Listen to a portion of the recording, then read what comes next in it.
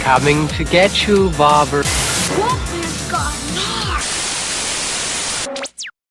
Turistas, aka Paradise Lost, is the 2006 horror movie directed by John Stockwell, and it stars Josh Duhamel, Melissa George and Olivia Wilde. This movie is now 15 years old, guys, so I'm sure you'll understand that this is going to be a spoiler review. A group of young backpackers' vacation turns sour when a bus accident leaves them marooned in a remote Brazilian rural area that holds an ominous secret. Way back in the mid-noughties, about 15 years ago now, I can't believe I'm saying that, we had these sort of American movies where they're going backpacking in different countries around the world. You had Turistas, obviously. You had movies like Hostel. You had Wolf Creek as well, even though I don't think any of them are American. Gone is another one from 2006, starring Scott Miklowicz. Now, all these movies are quite similar, but Turistas, aka Paradise Lost, is one of these movies that flew under the radar. Not a lot of people watched it.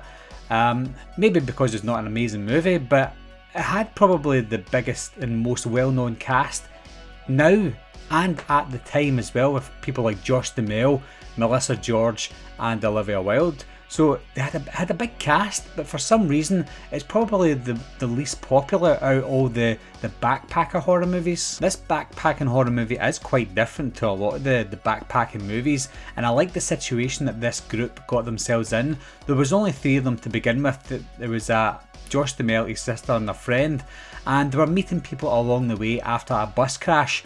A bus crashed in Brazil. He saw it coming, Josh Duhamel, because the bus driver was going nuts, and the bus crashed and fell down a hill, so everybody was stranded in Brazil. So they started to go for a little walk until another bus came to collect everyone, and they were meeting people along the way, some British people, some Swedish people, but they all spoke English, and they all had things in common.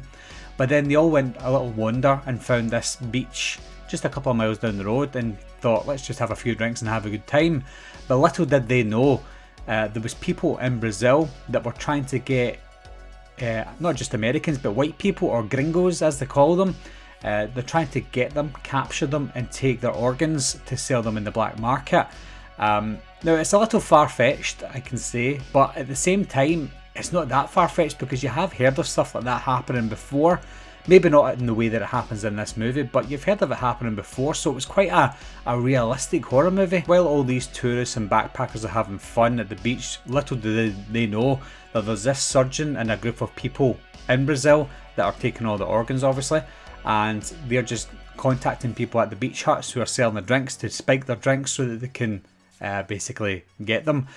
And I like how they done it, because at first when they woke up nothing happened to them. They were fine. There was only, well, in fact they weren't fine. There was a couple, the Swedish couple were the first to get taken, but the rest of them were just drunk and they thought we were spiked, and they thought they were spiked so that their passports could get stolen. And yes, the passports were stolen so they couldn't leave the country, but they thought that was it, so they were out hunting for the passports.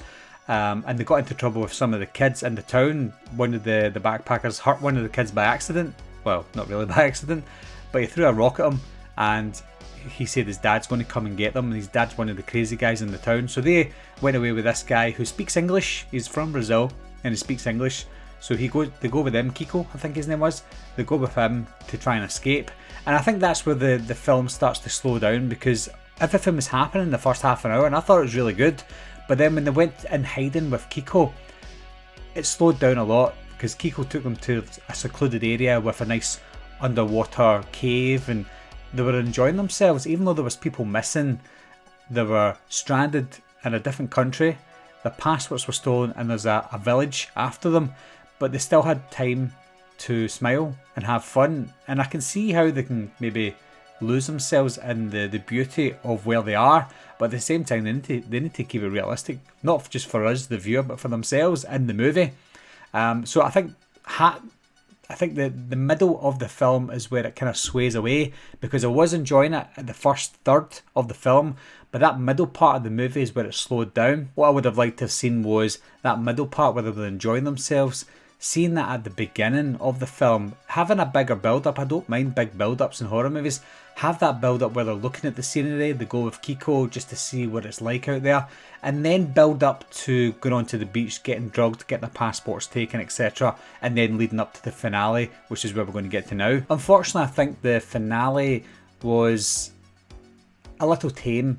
It was marketed at the time being this horrible Hostel style movie, and yes, there was one scene where someone was getting their organs taken out, and it's not like I want to see that stuff all the time to make it a great movie, but it was marketed that way, and we only seen one person having the organs taken out. We can assume that other people did get it before and after, but you just don't see it on screen, and the body count wasn't that big either, and I think that's where I had an issue with this film, because some of the stuff was happening off screen, but most of the people got away, and the people that didn't get away, you didn't really see what happened to them, and the people that were doing the bad things, the surgeon, etc., a lot of their crew got away, and you just didn't know what happened after that. And I don't want to be spoon-fed the ending of a film. I like it ambiguous, and I think this movie was ambiguous at the end, but I think it left it a little bit too ambiguous. We had too many questions that we wanted to get answered, and they just weren't answered. As I mentioned at the start, Turistas isn't a film that everyone's seen,